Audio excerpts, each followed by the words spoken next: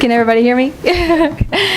Let's pray. Jesus, thank you for this day, and thank you for the people who are gathered in this room that make up this community. Lord, above all else, let your will be done in our hearts and lives.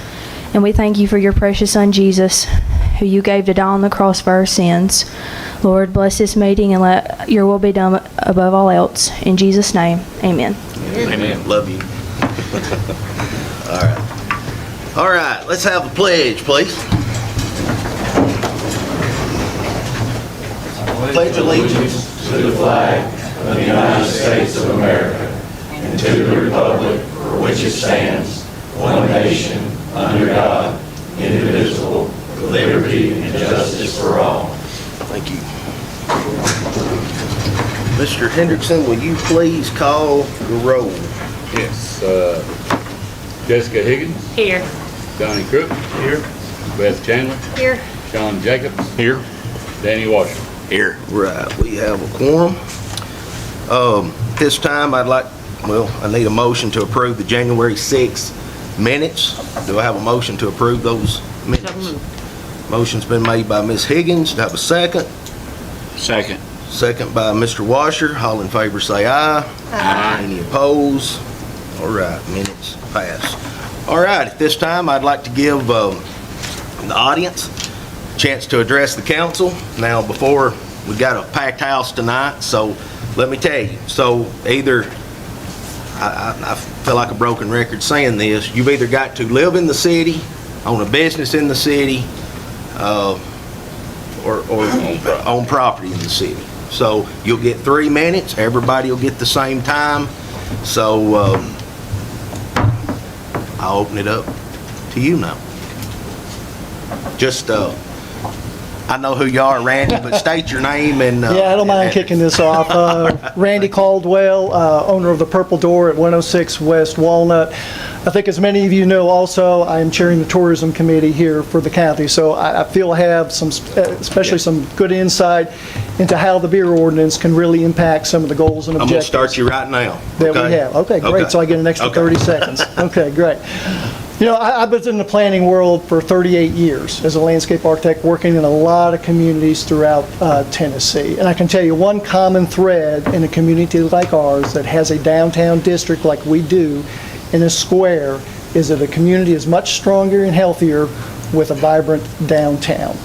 You know, as part of the business community, as part of the business owners down here, I think we as stakeholders downtown here, as business owners, have as much at risk, as much at stake in this than anybody. We are the ones that have invested millions of dollars in the downtown area.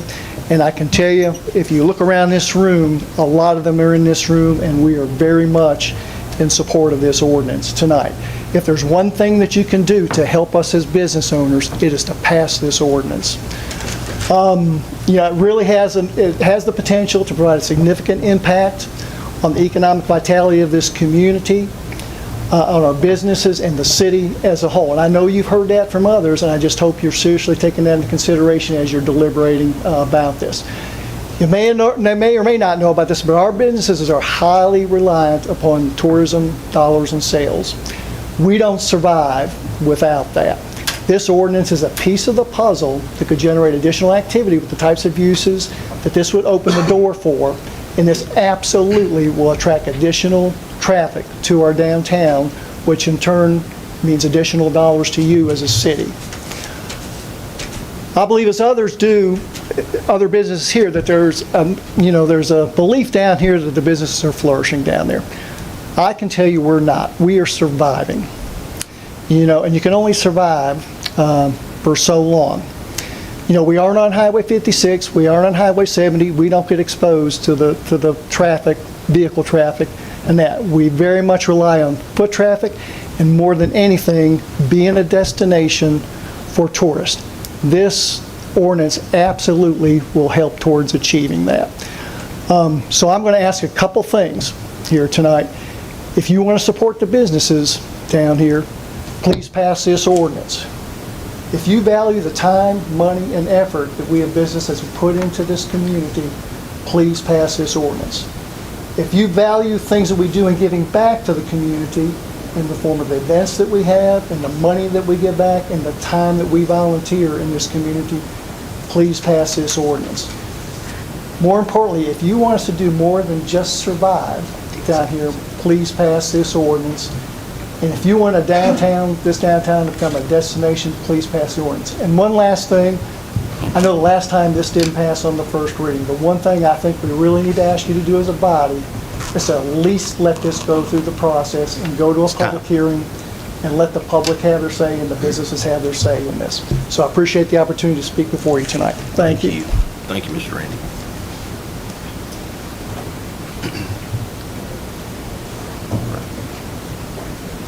Steve Cantrell, also a member of the Tourism Committee. Before I talk about the same subject that Randy just talked about, I'd like to talk about Blue Line Solutions. I'm very concerned about Blue Line Solutions coming in here because it's a money-making project, primarily for Blue Line, not for DeKalb County, not for Smithville. And I mean, let me rephrase that, not for Smithville. I've seen this type of organization work in the DC area.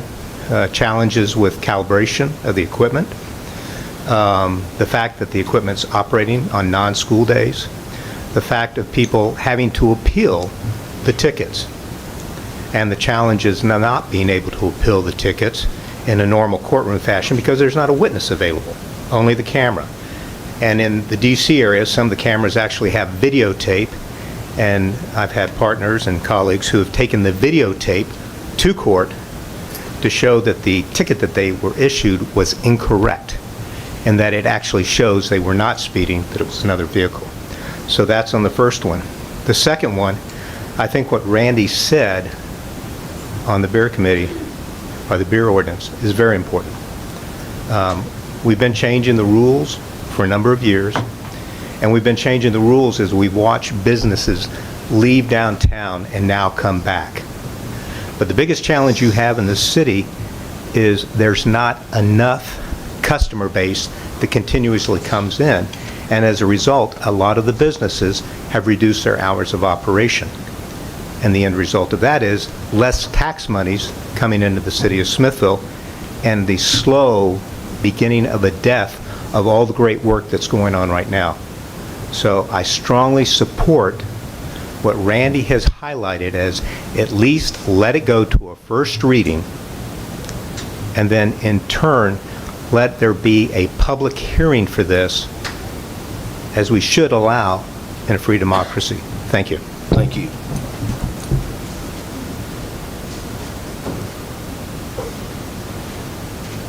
Anyone else?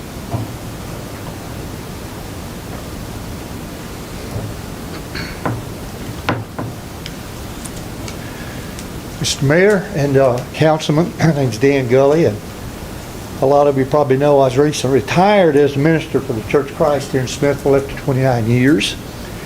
And so let a dissenting voice be here just for a moment. And maybe I'll wind up being a David against Goliath tonight, I don't know, but I'll have a few things I'd like to get on record. There's an old adage that says the squeaky wheel gets the grease. And so the squeaking to change Smithville's current laws and ordinances concerning serving alcoholic beverages is a change that would make alcohol even more abundantly available than it already is in our city. And that squeak has become pretty loud here lately.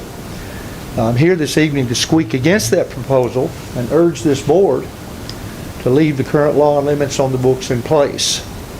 I respect the fact that making alcoholic beverages available in restaurants would likely almost certainly bring more profit to said restaurant owners and more tax revenue in the city coffers. I certainly get that. Any thinking person gets that. I also want to make clear I don't believe that allowing alcohol in restaurants would necessarily lead to a bunch of drunks walking up and down on our streets or out here driving vehicles. I don't believe that at all. I think most people who would attend those would patronize those restaurants are reasonable people. They go there to enjoy the food, first of all. And so I don't think they're in there to get drunk, most of them. But I do take issue with the idea that somehow making these drinks more available would almost magically turn our city into this bustling populated place on Friday and Saturday evenings that will be drawing people from Murfreesboro and Lebanon, and I've personally met several people who come here to eat pretty regularly, and they do that without going to places that serve alcoholic beverages. I guess I'm just wanting to get a voice in to remind you that there's still a lot of families in Smithville and DeKalb County. I was drawn here and have lived here all these years and have appreciated the beauty, the friendliness of our city. Fantastic place to live and have a family and raise children. And I still believe it's that kind of place. I don't think it would be totally destroyed if you pass a new ordinance, but I think it's a step in the wrong direction away from that kind of wholesome image, if you will. 30 seconds. Okay, and I personally would just urge you, please, to leave those ordinances in place. There's some of us who are still squeaking that message. Don't just close our voices out. Your job as elected public servants is to do what is best as you look at all these factors for our city. Don't let a larger profit margin be your only criteria in making this decision. That's what I appeal for. And God bless you Thank you. as you serve us. It's a difficult job.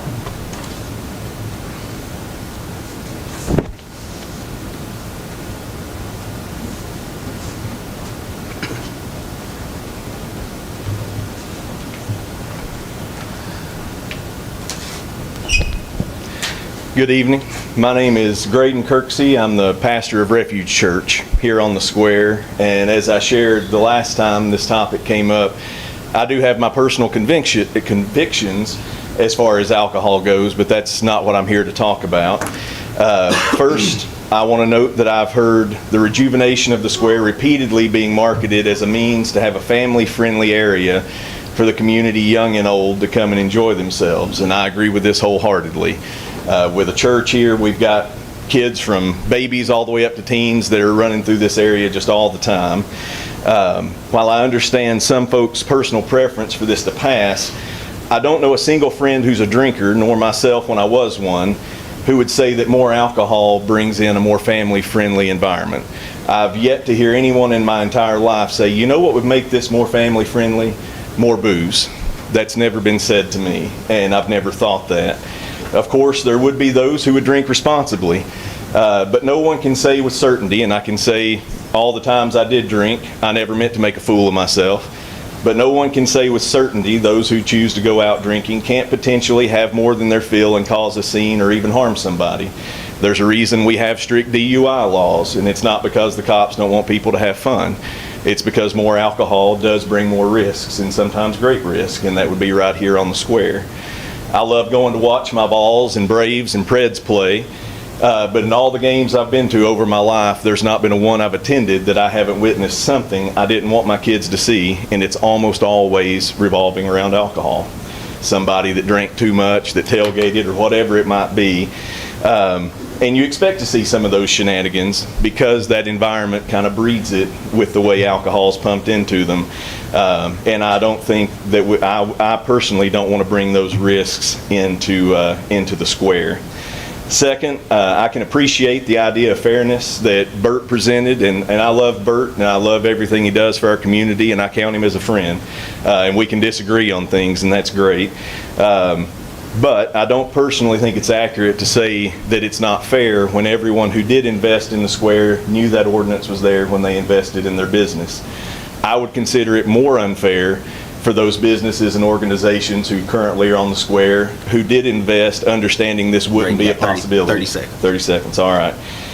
If it were to pass. Finally, I love my town and I want more for our kids in schools, but I have looked in other areas who have made these types of amendments, and I can't find financial gain comparable to what's been presented in other areas and what's being talked about. I'm not saying more taxes don't come in. I just say the ends don't justify the means. I value the safety of family and of the family-friendly atmosphere more than a dollar. That's time, Graydon. All righty. I just want to say that that my feelings on that's just, it's not for sale. I appreciate it. Thank you, Greg. Right. Hello, my name's Cheryl Jones, and I own Cheryl's Bogies down on West Walnut Street. I didn't write anything down. I've just been here listening, and I'd like to say there's some misconceptions being stated here. And the misconceptions are that there is no alcohol downtown. There is an opportunity for alcohol on the square. It's just hard liquor. We're talking about tequila, whiskey, whatever else, anything, high volume beer, which is twice the limit of the low volume beer and wine that we're asking you to allow downtown. And when you state that it won't be family friendly anymore, I'm sorry, I have to disagree. There are lots of places in this town that have both kinds of alcohol, low volume and high volume. And there are children running about. Lots of Mexican restaurants. I don't know how many of you have been at Twisted Oaks, especially in the summertime when their outside is open. There are children everywhere, and it is a family-friendly environment, and it's not a bunch of drunks hanging around. Our town is not like that. I get people in my store frequently that say, can we order a beer? And I have to say no, and they say, well, where can we get one? And I don't want to send them to Sparta or Cookville or Murfreesboro or McMinnville. I would like to keep those people shopping in our downtown, eating in our downtown. Their tax dollars in our downtown. I just want it to be fair for everyone. We've got an establishment just a block over from our downtown area that just acquired a beer license. Why one block from our square can someone do this, but I can't because I'm one block off the square? And, you know, as for churches, some of us purchased our buildings and our establishments before those churches were there, or they weren't churches at the time. I just want to know, I would like to ask the council what your opposition to this ordinance is. 30 seconds, sure. And why can we not just take it to a public forum? Thank you. Thank you.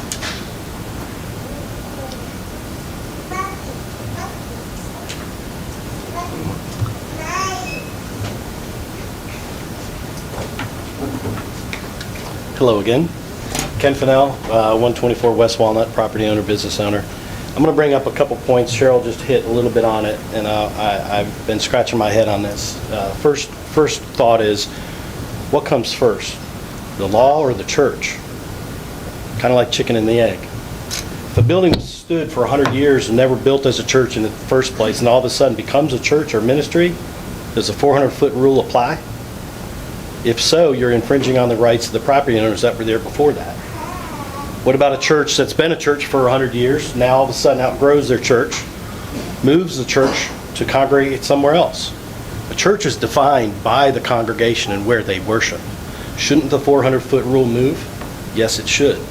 But if it doesn't, and you grant a permit within 400 feet of that new location, aren't you violating your own law? My point with this is, it's messy. It's absolutely messy. It's hard to enforce. It's hard to be consistent. I suspect the beer board understands this because they have seen a fit to vote it against, getting rid of the 400 feet altogether. My second point is, our beer ordinance says 6% ABV or less, right? 6% or less. That implies anything over 6%, we can go tomorrow and serve beer downtown without a beer permit from the city. Well, here's the interesting thing. State of Tennessee liquor law is 10.1%. They updated it a short time ago. I won't get into the details why unless you want me to. But if I do my math, there's a 4.1% difference between what the city is responsible for and what the state is responsible for. So does that mean it's no man's land and we can go out and start serving beer between 6.1% and 10%? I think so. I think I could do that tomorrow without anybody stopping me, even the state. So I guess what I'm trying to say here is I understand truly the personal decision and reasons why someone wants to vote no. Whether it's faith or personal reason or a family member, I understand that. However, voting no, you're basically in favor of an antiquated law that is extremely difficult to enforce consistently. Therefore, you're going to get into trouble. And it's not even congruent with the state law, which just puts the city at risk. I'd rather see taxpayer 30 dollars go towards schools and betterment of this community rather than hanging our head over the looming fact that at some point in time, there's going to be legal entanglements that the city's going to have to deal with. I'd much rather our taxpayers go that, tax dollars go that way. There's state precedents out there, by the way, of other court cases where cities or municipalities haven't maintained proper due diligence in the law or their interpretations of it and have lost. I don't want to see that happen here. Time is- Just get rid of it. But, in closing, thank you for your time. Truly appreciate everything you do. I know it's a thankless job at sometimes, and I do appreciate it. Thank you. Thank you.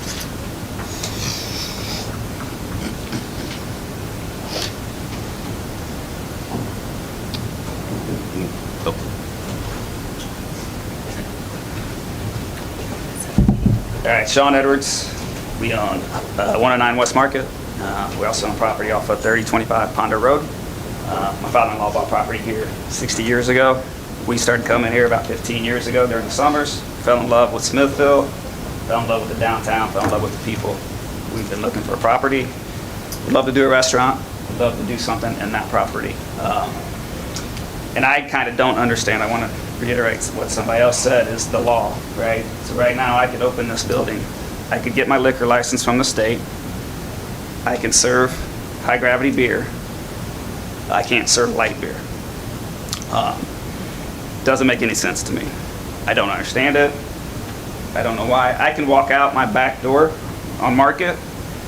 I measured this, walk 175 yards to Caddy Shack and buy a beer. I can walk out my front yard door, go to Harvester, 125 yards and buy a beer, light beer. But I can't sell it in my building. Doesn't make sense to me. I don't get it. I had a bunch of points. I think everybody's hit them. I'm just going to kind of speak again about Smithville. Smithville's the gateway to Center Hill Lake, right? Thousands of people roam through here, drive through Smithville. They keep driving usually. There's nothing downtown. Don't stop. You ask somebody where to go eat, they tell you, go to Cookville, go here, go there. People go to thriving downtowns and restaurants downtowns because they love downtown. The feel, the people, you guys have some awesome business owners. We make it a point every time we're here to go see everybody here. I've met every single one. I buy something from their places, restaurants. I don't think many locals do that. I'm not putting that down, but I don't think people go downtown to support them. Let's give people reasons to go down and support people and keep the taxes here, keep the money here. Let's make Smithville better. Let's make it a destination place instead of a drive-through city, right? Also, when you do allow beer sales, it's already here. Again, like I said, I can sell beer right now. I can sell liquor right now. But if you open it up so everybody's got it, everybody's fair, it's going to bring more investors, more people that want to be here. It's going to build up the community. More people downtown, make it safer, make it lit up more, brings families in. 30 brings seconds, all that. So in closing, I just say, I went to the city website. It says the council's voted in to do what is best for the downtown area and the city, serve the citizens, and your tagline is come stay a while. What are you doing to help people stay a while, right? Help your local businesses thrive, not survive. Not just survive. That's all I ask. Thank you. Sean.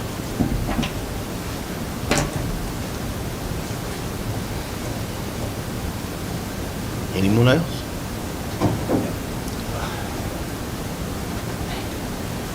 Good evening, Bert Driver, 400 West Main Street. I have two beer licenses. I was issued by the city of Smithville. Number one thing I want to point out, the Smithville City Beer Board has recommended removing the 400-foot boundary rule in the downtown central business district. I say that again. The Smithville City Beer Board, who's been appointed by this body, has recommended removing the 400-foot boundary rule in the downtown central business district. That's made up of citizens of this town. Doesn't matter what church they go to. They're on the beer board. They voted to recommend to this body, get rid of it. The revenue from beer sales goes directly to the benefit of local school systems, 2/3 of our sales tax. I gave you this on the last meeting. We've generated $2.3 million in this city in about 7 years. Last year, $365,000 from beer sales. I believe everybody got a copy of it. I want to thank the 3 members that I got to visit with. They're very compassionate about what they want to see done, and we're very compassionate about what we want to see done as well. There have been no issues with the churches, and there are already 2 businesses selling alcohol in the downtown area. That's been clairvoyantly pointed out, and Beer Board just gave beer license to the old PAX building, which again is what Sean said. It's a head scratcher. The community has expressed a desire for more restaurants downtown, which is directly correlated with the sale of beer. Several downtown church members support this change, recognizing the growth and the development of the town. Beer sales will bring more revenue to the city of Smithville, with 2/3 of the sales tax going to the school system. $55 million school is about to go up on a 30-year bond. We're collecting the tax on behalf of the city. Let more people collect the tax on behalf of the city. The city already has rules and regulations in place for issuing beer permits, including background checks and compliance requirements. As I shared with the members of this board, it is not easy to go get a beer license. Insurance, background checks, all that. So if somebody wants to get one, they're probably a responsible person, and they're going to represent the city the best they can because they don't want to lose that license. Removing the 400-foot rule for just 3 streets. We're talking about 3 streets. Thank you. West Walnut, West Main, West Market. 3 streets. It would be fair as the rest of the city would still have the rule in place. So you're just talking about the central business district. This is a central business district. This is not a central church district. The churches are down here for about 6 hours a week. These guys are down here 6 days a week. We're here a lot. I don't know that any of you are down here at 1 in the afternoon, 4 in the afternoon, 9 in the morning. It's time, Bert. Thank you. I appreciate the listening and the response. Just remember, the Beer Board recommended to get this done. Thank you. Go ahead. You go right ahead. I'll go after. My name is Spirit Foster. I'm a business partner with Cornelia Overton over at Paw Paw Arts downtown, soon to be a pottery studio in your area. I didn't come here prepared to speak, but after hearing from everyone, I do feel compelled to. I want to share a little bit. I'm a new member of this group. We started as tourists in the area. We would drive through Smithville, Woodbury, Sparta from Nashville on weekends, and we had never heard of Smithville. The first time we had dinner was at Ace's, and we asked for a glass of wine with our steak, and we were told that we had to bring our own, which was pretty surprising. We fell in love with downtown anyways. There's beautiful art. We were excited about the Jamboree, and we eventually bought property in Downtown to support a small business. We'll be a trail riding business. And I want to remind everyone that beer, alcohol, wine, all of it, it's a craft. We'd like to see a brewery. We'd like to see a winery. We'd like to see people come down and celebrate in Nashville. We have playgrounds and movie screens and board games and all sorts of fun at the breweries, but we can't bring that here. And I think I speak for a lot of folks who would like to see that in our area.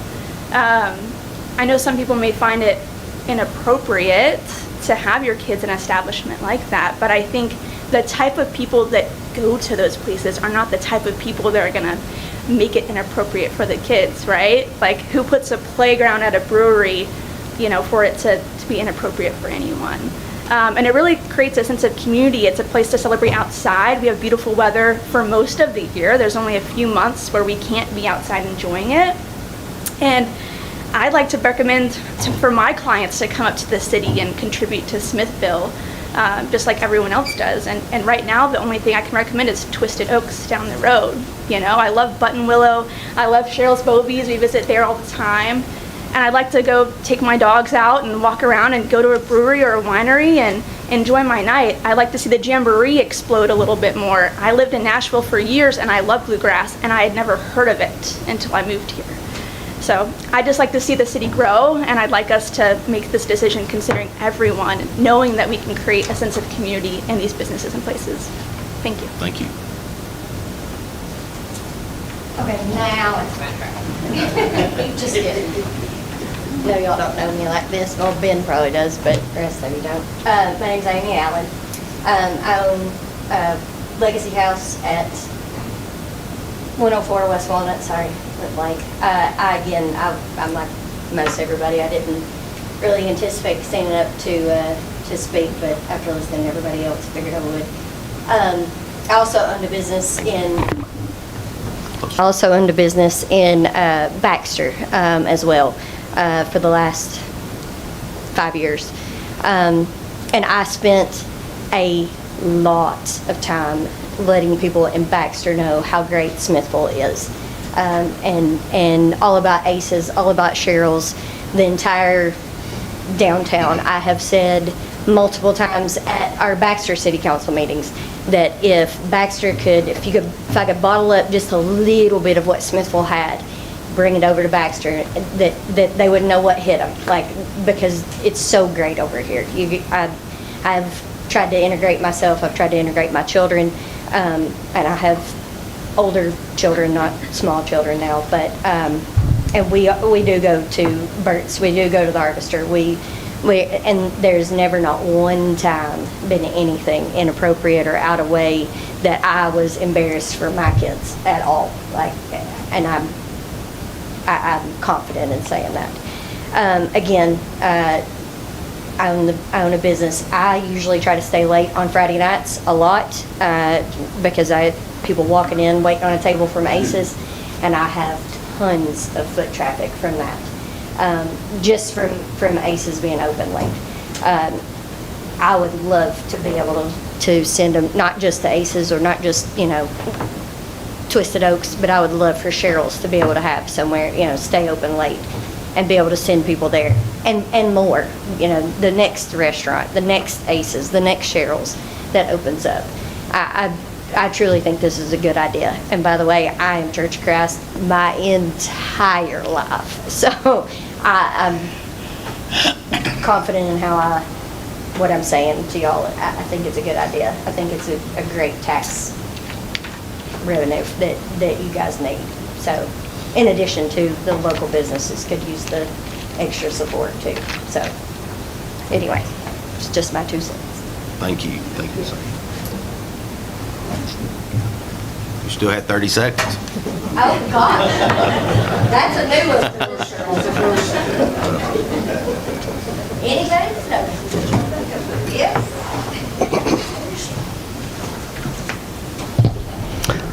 Good evening, Honorable Mayor and distinguished council members. My name is Todd Cantrell, or Cantrell, if you prefer, and my wife Sandy and I own the pizzeria known as Singer's Landing, located at 119 West Market Street here in Smithville. It has now been a little over 2 years since I came before you to discuss the lack of consistency and fairness regarding the beer ordinance's 400-foot rule. At that time, there was the appearance, and still is, of favoritism. However, I don't think there's any favoritism being shown. I think that it's just a bad rule. The 400-foot rule is a bad rule. I even called out some people in the city that may have been benefiting from that, and I was wrong. They're just, I guess, clever people that have a way of working around certain systems. So, I was very impressed with Mr. Driver's discussion of the fairness, and it kind of got me fired up to come back and talk to you guys again. So, we have this 400-foot rule, and it doesn't even do what it's supposed to do. It's supposed to, I guess, reduce the alcohol, but I can go get a liquor license right now. So it's not going to stop liquor from coming to downtown. It's only going to stop the beer, the really low quality, low level beer, guys. That's all it's going to stop. So, just with the fact that I'm almost deciding maybe I should just open a bar and serve pizza out the window, since I can do that right downtown across from the Presbyterian Church. I don't want to do that. I'd like to sell low quality, low level beer wouldn't be that big of a deal. So we got a discontinuity in the community on what's fair and what isn't. There's the appearance of favoritism. It's impeding the growth of commerce in our town, and it encourages restaurants and eateries to pursue harder stuff, tequila, whiskey. So I don't really want it, but if I'm going to be pushed to do it, I may just go ahead and do it. It creates the illusion that you are preventing alcohol from being around churches. And yes, this is only an illusion. As Mr. Driver so eloquently pointed out at a previous meeting, there are already 2 establishments that sell alcohol positioned right behind churches downtown. There's also a whiskey sipping room where you got lockers to store your personal bottles of alcohol.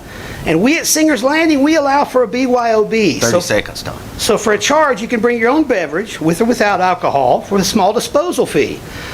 We would like to serve beer with pizza, but as I said, we can't. So we may go ahead and get a full-blown alcohol license, just to make a point. And serve maybe frozen margaritas, not that we want to, but it would at least show that the rule's asinine. So, if we're going to go that route, let's do it. And so let's just let that sink in for a minute. We can sell liquor by the drink, but we can't sell beer. Time, Todd. Okay? Liquor, no beer. Wine, no beer. So the rule's asinine. Thank you for your time. Todd, you and Steve's going to have to work out, is it Cantrell or Cantrell, because I'm having a real... Well, it depends where you are. Okay. We try to represent both. Okay. Depends how you spool it. All right. Anyone else? I guess it's my turn. It's one group, it's one of my turn.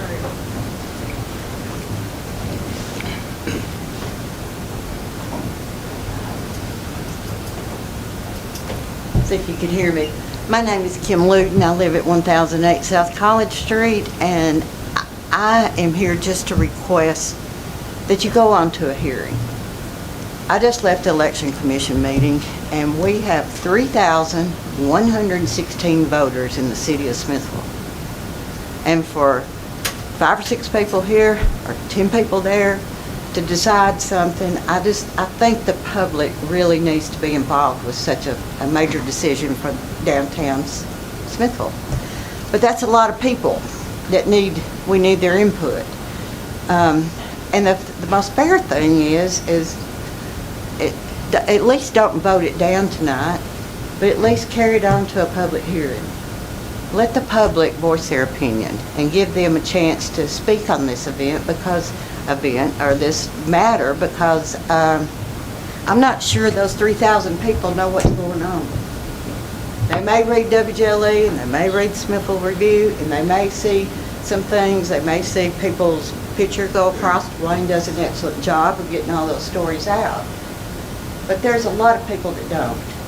And I think in all fairness, we need to invite the public to discuss this. Thank you. Thank you, Mr. Moore.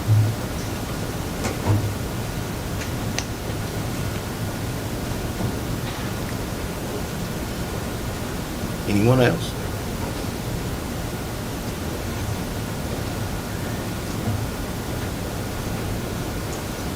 Hello, Josh and City Council. Appreciate the time, and y'all's job is pretty hard, I understand.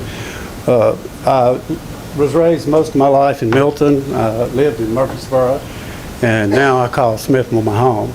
I own Michael's Homes. I think probably some of y'all have heard about me, whether it's good or bad, but I didn't start it. Smithville started it because it was a nice place. I started building here in 2011 when nobody else was building. And right now, I've probably sold 140 houses in Smithville. And 2 of the main questions I get asked when they move to town is schools, and where can I go get a nice meal with a glass of wine?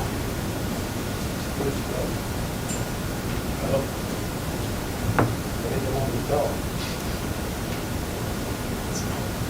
Aaron. Tim Daniels. We're not used to having this meeting. Has my time started yet? I stopped. You need to start it all over, all right? You're still good. I'll tell you a little history about Murfreesboro. But anyway, that's 2 of the main questions, is what about the schools, and where can I go get a nice meal? If y'all remember in 2011, you couldn't get a really nice meal here unless it was Mexican. And, you know, I'm not saying that's bad, and I'm not saying I sell just alcoholics either, but that's very important for people that buy the upscale houses also. You know, and that's what I want to build. I build all of them. I'm trying to build affordable houses right now. But, you know, that's one of the main things. And, you know, I have a big investment in this town, a real big investment. But I want to tell you a little history about Murfreesboro. Murfreesboro got their liquor license in 93, 94. I'm so old I can't remember anymore. But after they got Old Charlie's, if y'all remember, it was on Memorial. Right after that, we had all the restaurants we wanted. And you know, I'm not disagreeing with the ministers, but one thing I want to tell them, you know, if you're a server, you cut people off. So, you know, that's important, and I think that will be done. You know, you cut people off when they drink too much. So that eliminates a few issues if they are, but I just really feel that how are you going to pay for your schools? Are you going to keep going up on my property tax? I want to be humble when I say this, and I'm very blessed, but I almost passed out today the check I sent y'all for taxes. I mean, it was quite a big check. And I just really think that y'all need to reconsider this. It's going to be hard for y'all with the growth that's coming if you're not consistent. And, you know, I really feel like that this is something that will help Smithville. I'm not saying alcohol within itself, but it brings in the right businesses. Caddyshack, I bet you if y'all go by on Saturday, it'll be packed. So I just know it's a good revenue for the city. About 20 seconds. And I think it's a good idea to reconsider and take it from there. Thank you.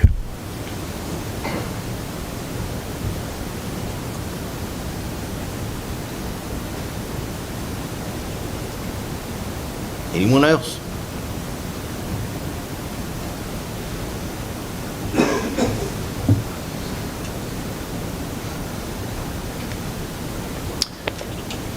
Councilmember, Mayor. My name is Philip Seagraves, and I'm a property owner and a business owner in the city of Smithville. I own Griffin's Produce and the boutique at Griffin's Produce, as well as a house back there. That's where I live when I'm not in Murfreesboro, but I really prefer to be in Smithville. About 8 years ago, we started visiting up here, coming to the lake, and just fell in love with it. We think it's a fantastic community, and I think a big part of what makes it a great community are the citizens, the churches, the businesses, and we really, really love it. One of the things that has been a challenge, I think, also for not our business, because we are outside, we're not affected by the 400-foot rule, and so I really don't have a personal stake in this rule, but as a citizen and somebody who's visiting this area, it makes it certainly a challenge. My son is a Marine, a vet, and when he came home from the Marines for leave, he would come in town and say, "Hey, Dad, let's go grab a beer." I'd say, come on up to Center Hill and we'll hang out up there, or come up to Smithville. And he'd say, "Well, where can we go?" I said, "Well, we've been to Twisted Oak like 5 times in the last few weeks, and it's a great place. And we've been to Mexican about 17 times because, you know, there's, 10 Mexican restaurants in town?" And the next thing was, "Well, where do you want to go?" "Well, it's Sparta, it's McMinnville, it's Cookville. Where are we going to go?" It was just a challenge to do that, and the same thing with other people that are visiting and tourists that are coming in town. And those people are part of the community as well. They come in here and spend and invest, and they are the lifeblood of this community. They're part of our community. They're not outsiders coming in. I did a consulting project this past summer. I'm also a real estate consultant, and I run the real estate studies program at MTSU, so I know a little bit about real estate downtown redevelopment and how it works.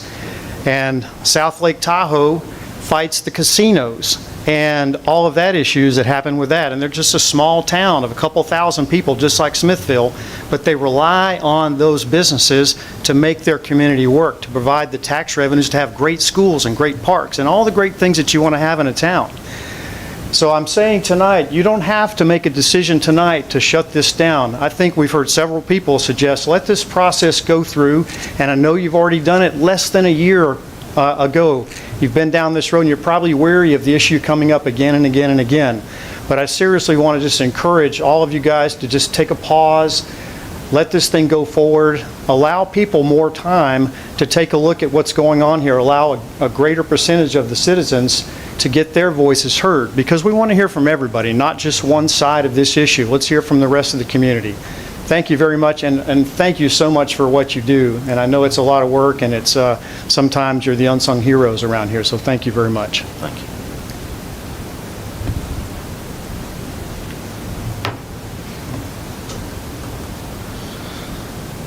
Anyone else?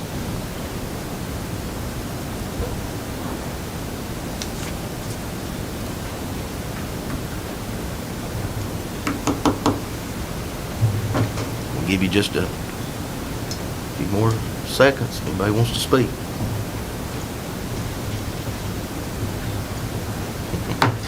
All right, you can't say I didn't give you a chance, so we'll cut this part off. One thing I do want to say is for or against, y'all are a respectful bunch.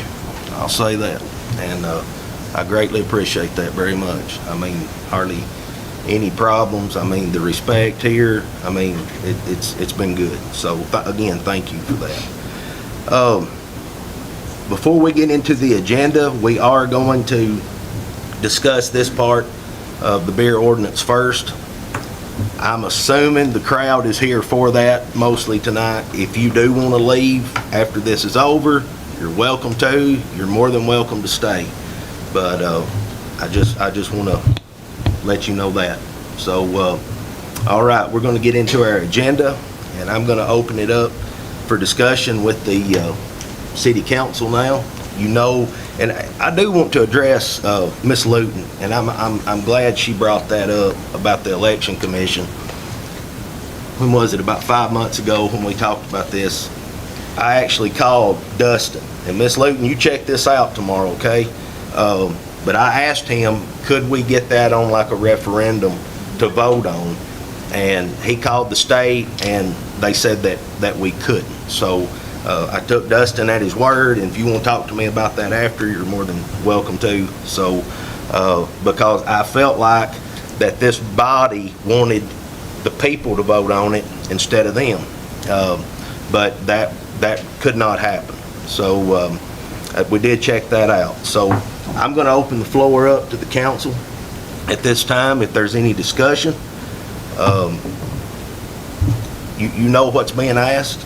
I don't want to feel like a broken record again, but again, they're asking to take it off the C2 district. And of course, that's the downtown district. I feel like everybody knows what we're talking about, but I guess I don't want to assume. So, this is only for on premise. This is not out in the street. Yes, not yes. for festivals. I did have someone ask me, they said, well, what does this do to the Jamboree? I said, it don't do anything to the Jamboree. I said, you can't set up a tent and sell alcohol at the Jamboree. I mean, it's for on premise, so that's, you know, if it does pass, I hope nobody doesn't think that it's just the Jamboree is just going to be walking around with beer or whatever. So that's not the case. So, all right, I've said enough. I've said all I know to say. I think they've said what they want to say. So, council, I mean, it's floor is open to you. To piggyback on some of what was said, there are measures in place. You can't just willy-nilly and go and get a beer license. That point was well stated. And to add to that, rather, maybe not piggyback, but to add to that, there are certain, correct me if I'm wrong, requirements for the establishment they have to adhere to before, in addition to having the license, such as how many they can seat. Is this correct? Am I remembering correctly? It's got to say 30 people, So- and alcohol can't be more than 50% of your revenue. Okay, so there are additional measures in place besides just,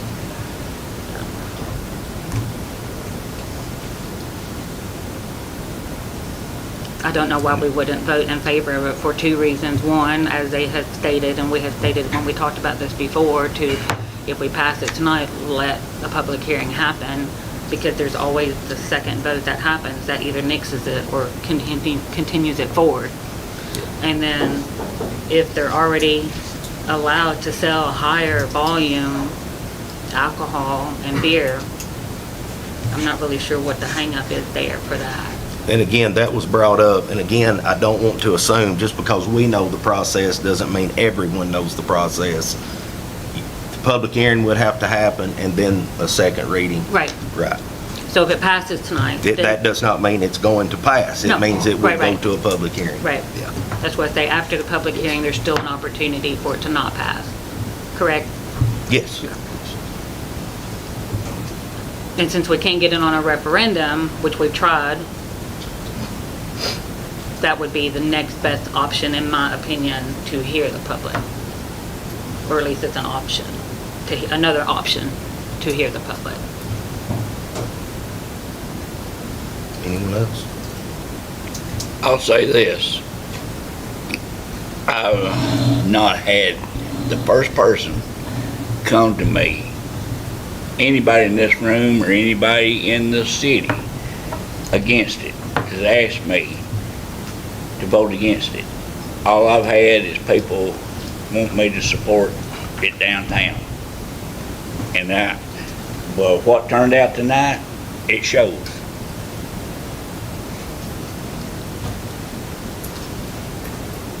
I've been contacted quite a bit by both sides, and so it really is a very difficult decision because it's like I love so many people in this room and consider them friends, and so we did push really hard. I mean, I went to the mayor and said, how do we get this onto a referendum? We really did try to put this to vote for the city because it's bigger than, I think, us 5 here at the table. And so it really is a struggle when you're having to speak for a constituents when they're split. And so it is not something to be taken lightly. And again, I wish we could put it on a ballot and make it more fair. Is there a limit to how many people can speak at a public hearing, or how long, or anything like that? I've got all night. But are they only allowed to speak for 3 minutes? 3 minutes. And same rules apply, they have to either own a business? Yes. Or You have to own live in the property? city, own property, or have a business in the city. Yes.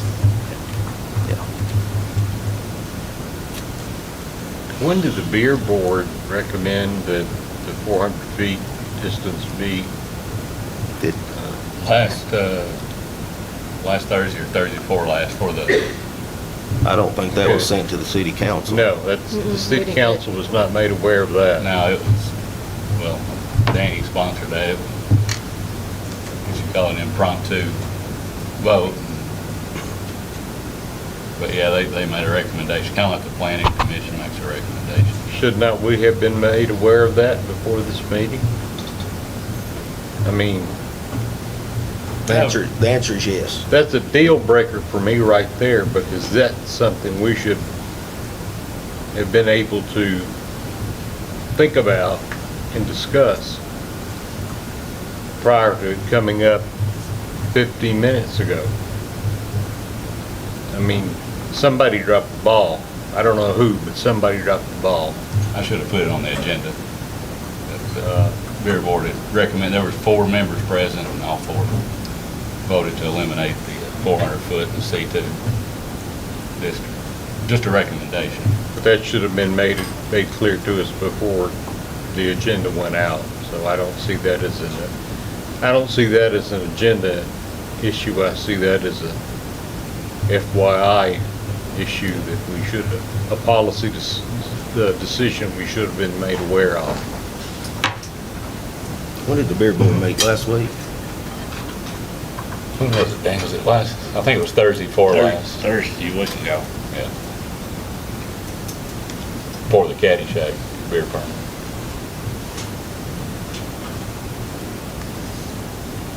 Any other discussion?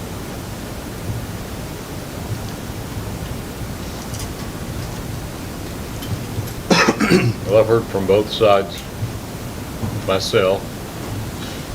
I want it to be made clear that I thoroughly support what's going on downtown. The way that Walnut Street is, in my opinion, blossoming.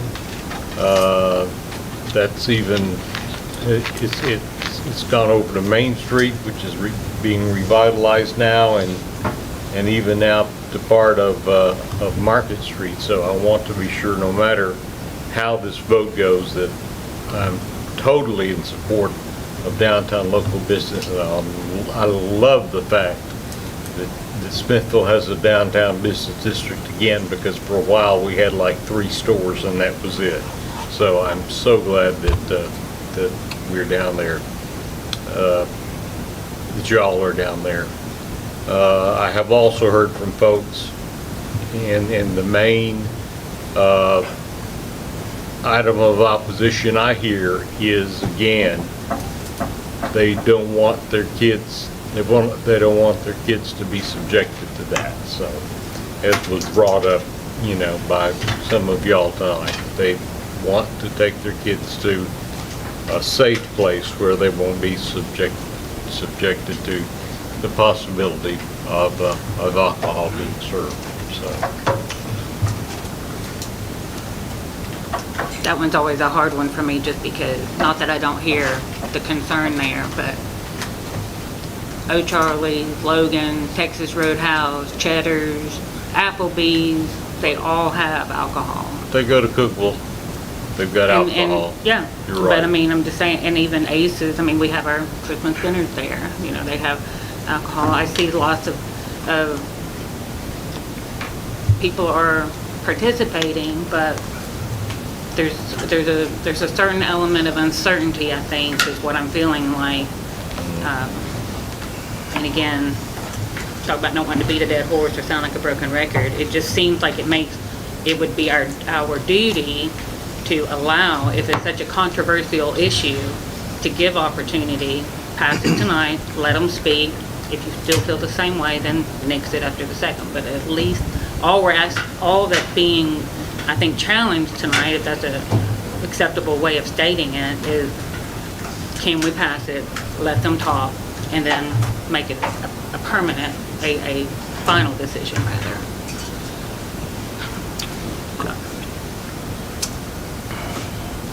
I got one other thing I'd like to say, and I experienced this yesterday. My great-granddaughter had a birthday party in Murfreesboro. Never been to this place. They didn't even know it existed. They was probably kids there 3 to 1 over adults, if not more. Sat there, we had birthday cake, pizza, and everything, balloons.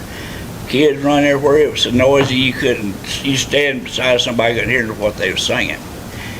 And all of a sudden I saw a guy walk, or no, is a waiter, I guess, but had a bottle of beer and a draft beer. I thought, that's odd.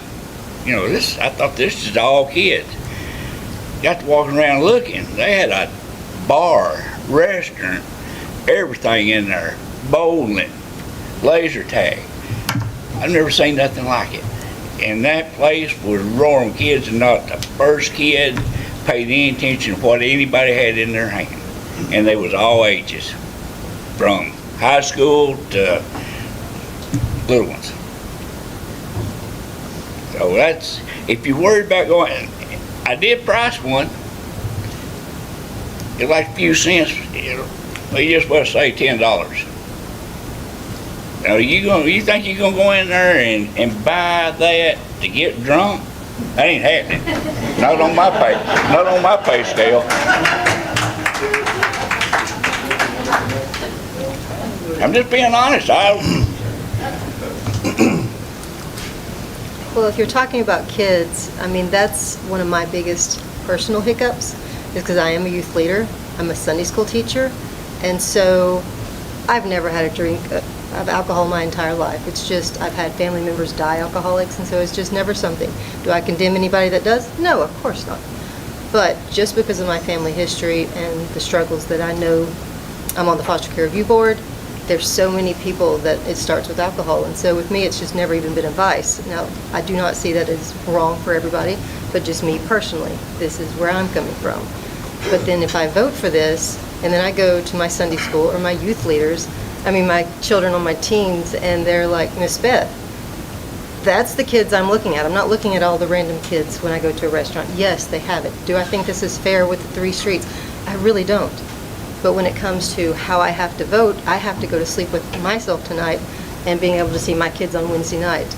And so I wish we could make it fair and put it on a ballot. I mean, I really, really do. But when it boils down to it, I have to vote my conscience. And so it's not because I hate the downtown businesses. I don't. I love them. I try to support them and promote them any way I can.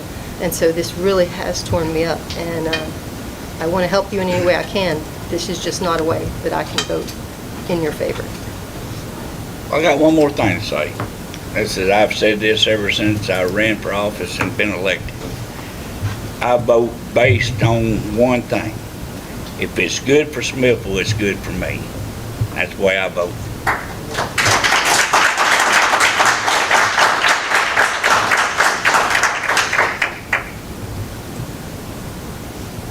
I'm done. Okay, I was waiting on something else. Okay.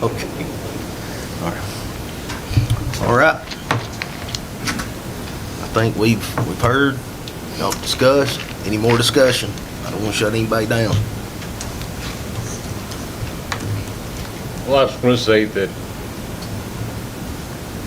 I agree with Danny. If it's good for Smithville, it's good for me. And I see the turnout tonight. I think I also know my constituency, the people that put me in office. And I think the majority of my constituency expects me to not to support this. I just think that I have a finger on the pulse of the majority of the people that put me in office. So I have to consider that too. I've lost more sleep over this than any issue this city council has ever faced. And it's so convoluted, it's so unfair, as Beth just said. And it's just such a complicated issue that I really wish we could have gone to a referendum as we had intended to do and the board wanted to do. I can remember back when COVID was happening, and it was more in the earlier stages of it, and I was new to office, and we had the mask ordinance that came up. It was an ordinance where and a lot of the people that, in my opinion, had backed me when I was running were very disappointed and called me and told me so when I was not in support of the mask mandate. And the reason, and that was a very hard one for me. I'm relating to that. It was very hard for me. I was split in different ways. I had lots of people that I loved and cared about who did not want to see it at all. I had people who had supported me, who definitely expected me to vote in favor of it. I had family members that were on both sides of it. I mean, it was just, that to me was way more difficult, in my opinion, not pretty. I respect that this one is very hard for you. But for me, again, relating, that was very stressful for me, you know, because I was just in office, you know, and I am the person who, everybody knows this, I don't have family here. You know, I haven't lived here my whole entire life. So when I got into office, I was very excited to be serving the community, which is one of my favorite things to do, but it was definitely about knocking on doors. So for me, early on, coming right out of the door and the mask mandate being on the table, I was really scared that I wasn't going to get, you know, pushed to the side. Anybody who supported me running was going to not support me anymore. And I have to say that one lady in particular who called me and told me that she was very disappointed in me from not voting for that had recently asked me to join Smithville Study Club. You know, she backed me with my second running, and she was very kind. And my point just being, like, sometimes it just takes a second to weigh out, like, again, to say we can vote it through tonight, we'll have a public hearing, and then you don't have to vote the same way the next time after that public hearing is heard. We didn't even have that with the mask mandate, and I thought it was a very volatile situation, you know. I mean, everybody's emotions were running high. So I hope that helps consideration in that it is challenging. It is hard to sit up here on this council. It is hard to speak up. You know, my voice quivers when I talk, not because I'm afraid of what somebody's going to say, but because I hope I don't sound like an idiot, you know? You're up here on display, just like when you guys get up to speak, you know, you're speaking from your heart. Some of you can hear it in your voice that you're nervous. It's just if you just let it go through tonight, let the people come, let all 3,000 plus people come and say, I'm for it, I'm not, I'm for it, I'm not. Take a tally, and then you'll know that's how to vote, you know? And I feel like it is very hard, it's very scary, yes. But people don't want Walmart to come in either. And I guarantee, you know, show me one person that doesn't go to Walmart now. There's all kinds, change is hard for people, hard for me. I don't like change unless I'm in control of it.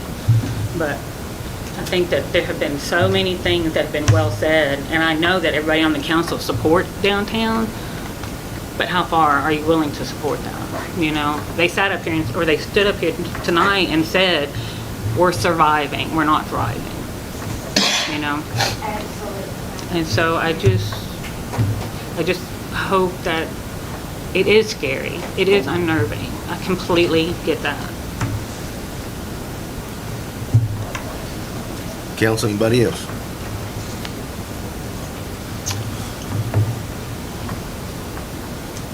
Okay. I mean, it's up to you. I mean, you know the drill. It takes a first, second, and a roll call. To that end, I make a motion. Make a motion for what? That we're going to pass removing the 400-foot ordinance from the downtown district. C2. Thank you. Okay. All right. I'll second. So we've got a motion from Ms. Higgins, second from Mr. Washer. Mr. Hendrickson, will you please call the roll? Danny Washer? Yes. Sean Jacobs? No. Beth Chandler? No.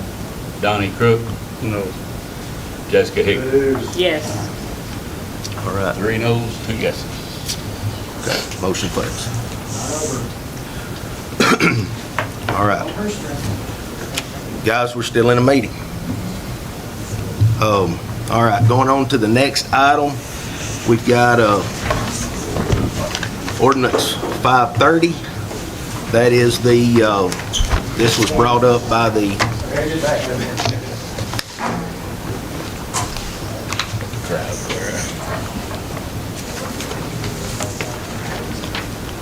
We'll be back.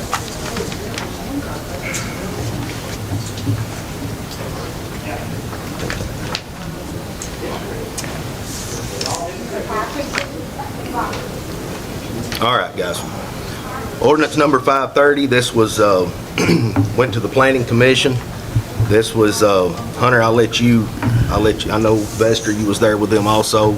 This is an ordinance amending the zoning ordinance, adopting standards for tiny homes, zero lot lines, and multifamily residential dwellings. So, Mr. Hendrickson, I'll turn it to you. So ordinance number 530, whereas the Smithville Board of Mayor and Aldermen, in accordance with section 13-7, 203 and 204 of the TCA Code, may from time to time amend the zoning ordinance and related maps, whereas the Smithville Municipal Planning Commission has forwarded its recommendation to the City Council regarding the amendment to the zoning ordinance of Smithville, Tennessee. Section 1, the zoning ordinance is hereby amended as follows. The following definition shall be added. A tiny home is defined as a single-family dwelling that consists of a structure that is less than 727 square feet. Tiny homes shall be allowed in the R2 district as permitted use. If there is more than one tiny home on an individual lot, then the mobile home park regulations established will apply and a site plan will be required. Second, a zero lot line shall be permitted upon appeal from multifamily residential dwellings in all districts except R1 low-density residential. And third, the multifamily residences, this was for the parking spots. What's being added is a minimum of 2 off-street parking spaces per apartment unit paved with hard surfacing will be will have to be there for any future apartment buildings. Where's So, that at? It's on the next page. It's on the second page. Oh, thank you. Yeah. If it was in color, it'd be highlighted, so. Oh, okay. But that was the 3 amendments that the Planning Commission recommended to the City Council. And this is first reading. Being a zoning amendment, it would require a public hearing on the second reading. Any discussion on that? Explain exactly what a zero lot line is. Josh? Okay.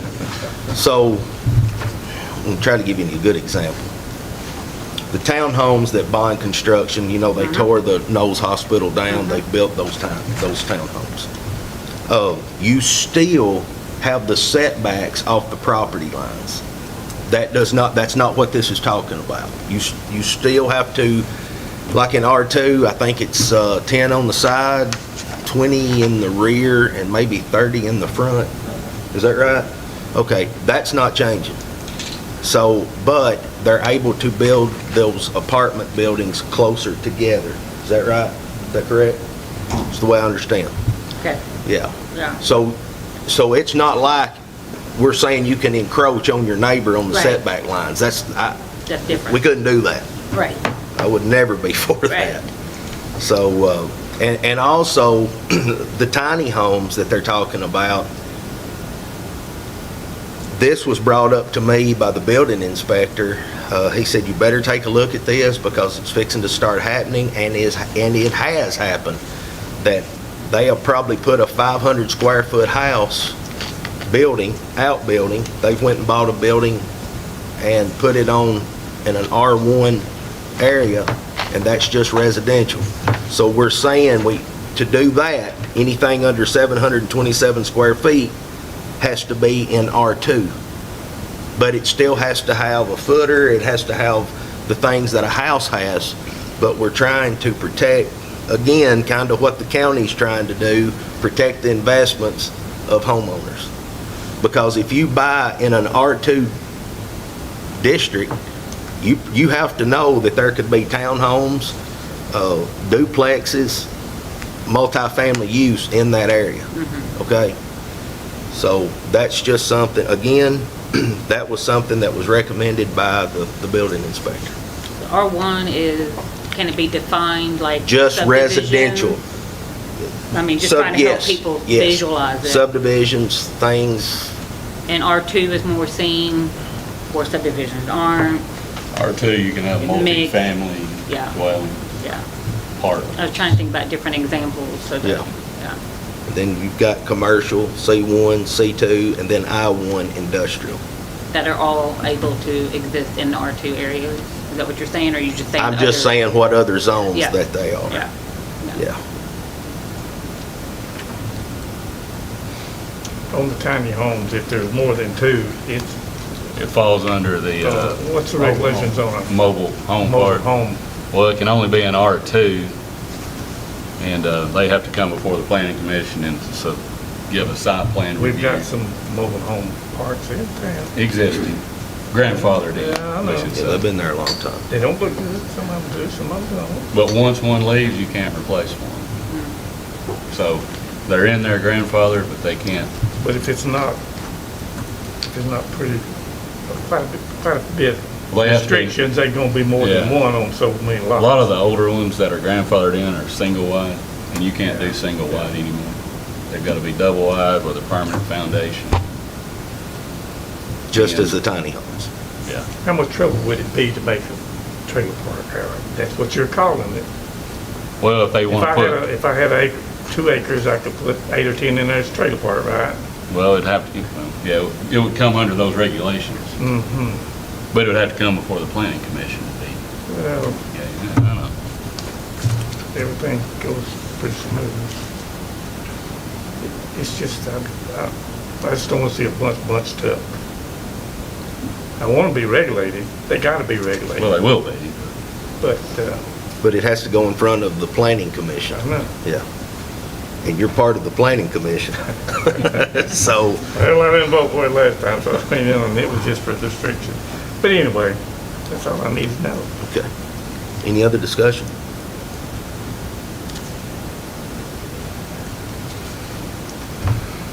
You'll have a motion to pass ordinance 530 on the first reading. If it does pass, we'll get it in the paper where it needs to go, and then a public hearing for March for the second reading as well. So moved. Motion's been made by Mr. Jacobs. Do I have a second? Second by Mr. Crook. Call roll, please, Mr. Anderson. Jessica Higgins, Yes. Donnie Crook, Yes. Beth Chandler, Yes. Sean Jacobs, Yes. Danny Washer. Yes. All right. Ordinance 530 passes on the first reading. Remind me in the morning to get with the paper. All right. Next on the agenda is the contract between the City of Smithville and Blue Line Solutions for the school traffic zones. Mr. Moore, I will ask you to come up front in case there is any questions. Vester, I know you've been working on this contract and going back and forth with Mr. Moore, so I'll turn it over to you this time. Well, of course, Mr. Moore and I had a couple of discussions, and we felt like the city did not want the 5-year contract. We put in the 2-year contract. We also, there is a procedure, and Ms. Campbell, you brought out there is a procedure. There is a procedure to have an appeal in your brochure if you. Yes, sir. Which you have to notify them, they have the right to have a representative from Blue Line to come and testify about how the process works and how they take the picture and so forth. And if that hearing turns out against the city, well, that's it. But the city will benefit by receiving $25 as it's currently written. $50 is what the cost is, $25 of which goes to Blue Line. Yes, it is a financial benefit to them. Of course, they provide all the equipment. We will have to, before this goes further, we'll have to have a traffic study, and that study will be paid for by Blue Line after we hire someone. And then they do have the right to change some of that procedure. There's a procedure for discontinuing the contract if there's a violation. It does set out some criteria and some deadlines that have to be met. And as you probably read, I hope that everyone got a copy, because I got this last Monday, and Ryan brought it by my office, and I got it to City Hall that day. So if anyone's got any questions, Ryan's here. He's more familiar, and then, of course, I think the city council wanted the more improved flashing light scenario too that we talked about, which is put on a pedestal, as you told me. Right, Ryan? Yes, sir. And it does cost the city, but they'll take it out of the money we're to receive on a monthly basis. Yes, sir. Correct? Yes, sir. Is that the 75,000 or whatever? What's that? What was the cost on that? That's the It's additional about- lights It's about $40,000 per school zone. per school zone. Per school zone. It's pretty expensive. But it gives extra warnings that you're entering a camera-controlled school zone. That's the flashing lights. It's only, well, It's on a pedestal. It's like, it just says school zone because your lights now are kind of outdated over Well, the there. reason I was asking is two of the schools, I mean, DeKalb West. you understand that this will be put in Northside High School and up here at the, Right, but Northside and the high school already have flashing lights? but Are we- they're on the wire. Right. I'm These saying will we be have on to the- use theirs. These will be at, huh? We have to buy You theirs? do not have to buy theirs. No, you don't have to pay that 40,000 extra. It's but- just, it's an extra safety, it's new and updated. They're standing on the side of the road. We put up the extra sign that says your speed is. Mhm. But Oh, the, okay. but the other lights would be the city of Smithville's. We don't want those. That would be your lights to keep But in the school there is zones. an extra expense of $40,000 per school zone, or roughly that. Right. It may not be exactly the amount. Maybe a little less, we just kind of estimated. And I know that was discussed in the workshop as well. mayor and I talked about it. Of course, y'all, if y'all decide you don't want it, then it can be eliminated. Yes, sir. But the contract is 2-year contract rather than 5. It's renewable every 2 years unless y'all cancel it, I think, so many days before. I can't remember what that was. 90 days? I think it's 90 off the top of my head, yes, sir. You want to get any questions? Ryan, he's here. There's me, and I'm pretty familiar with it. I've read it several times. We've made some minor changes. You have these things in some bigger towns? Yes, sir. You got one in Murfreesboro? No, sir. Got one in Nashville? Chattanooga, right? We've got Saudi Daisy, yes, sir.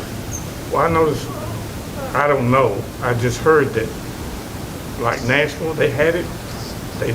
No, sir. They don't have it anymore. No, sir. They had, Murfreesboro, I don't think had it either. Murfreesboro never had it. They had the red light cameras in Murfreesboro. But they had problems with it or something. I don't know. We do school zone only. That's it. In Nashville, no, sir. The Nashville, they had license plate readers. But I was just wondering why they were having problems with it. We have our bigger cities. We've got Shreveport, Louisiana, Savannah, Georgia, South Fulton, Georgia.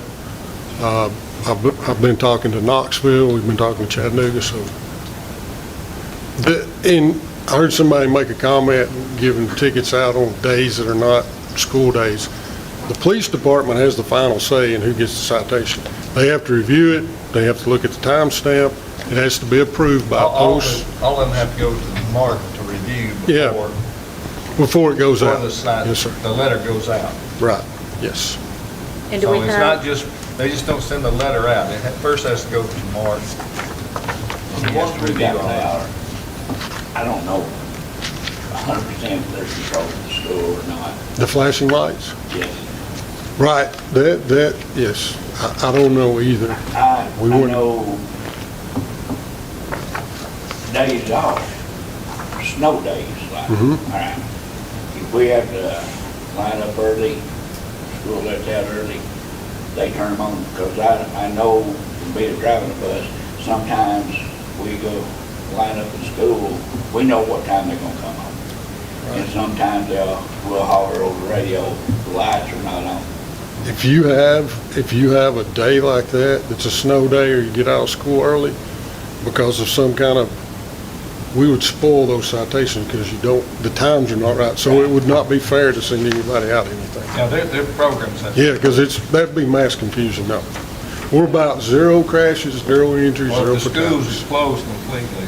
Yeah, nobody gets a citation. There'll be no citation. I know most of the time they don't, but I do know sometimes they holler over the radio and say, tell the school, lights are not on, and it should be on. And that's very seldom, but it has happened. And I think I'm pretty sure they're on a timer, because at 3:20 at Northside, when they come on, I don't know what time of morning, but if you go through there at 3:20, those lights will turn on, flashing lights. So since it'll have to be reviewed by the police department, it sounds like it would be something that would happen daily, likely, or every other day, as far as the reviewing goes, right? I mean, would that be fair to? Yes, ma'am. So do we already have manpower? We're gonna have to create a new position, or? The way Mark talked, no, we will. It's like we asked last time. No, I wasn't You sure if I gotta could remember, ask. there's 30 days after they get it in place, and we're probably we're not talking about it until next fall at the earliest, Mhm. because you gotta do the traffic study and so Right. forth. Once that is in place, there will be a 30-day period. Although the lights will be working, the cameras will be working, they will not be issuing any citation during Right. that 30 days. Now, according to what Ryan and I talked about, that could be extended, but normally it's not. 30 days should be sufficient. Right, you would do a public information education campaign, however you wanted it, 2 to 4 weeks, and then the first 30 days, people that would be a violation would get a citation that says warning. To let, you know, and we've seen 30 them. days, and They do get a citation. I just want to make sure we already had, that we weren't going to have to create a new position, like incur any. Shouldn't have to. Okay. And a lot of people, I see it every day, they know basically what time school lets out. And they think because the lights are flashing, that there's, you know, or the kids, if they come on at 2:20, school lets out 2:45. But you got a lot of car riders, they call them, that go in and out, and you don't have traffic control till school lets out. And if traffic control's out there, you're pretty safe. But now, if for some reason you're a little bit early, a little bit late, I have left the high school and not have traffic control. And it is hard to get out. But you gotta remember too, that they're not giving a ticket at 25 miles an hour. Right. They're giving a ticket at 36. 36 miles. Well, Has to be 11 over. 11 over, yeah. But I mean, So you're talking about at least 10 miles over before they get the ticket. that makes a lot of difference when you're trying to get out of traffic. I mean, it's a deterrent, that's all it is. I mean, when traffic control's out there, everything, or when... It's a safety thing for the children. Yeah, well, when we can, I know the chief has them, their officers sitting there with their lights going.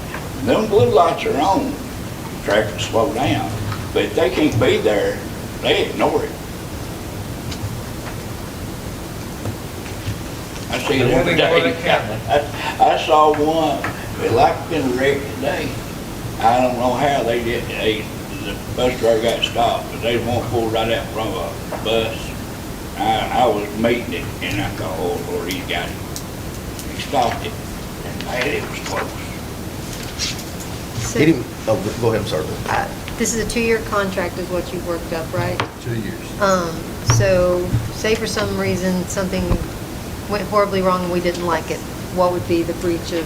Procedure is we could end the contract after the 2 years. Okay, so you just have to do the full 2 years. Then we would own the signs and things. You would own the radar feedback signs, and if you chose to put the flashing lights in, you would own those, and we would get the cameras. Yeah, they get the cameras. That'd be- Where the lidar, yes.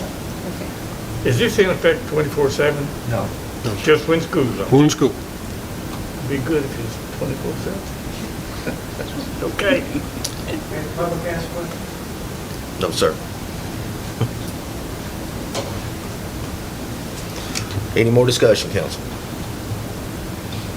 I make a motion to accept.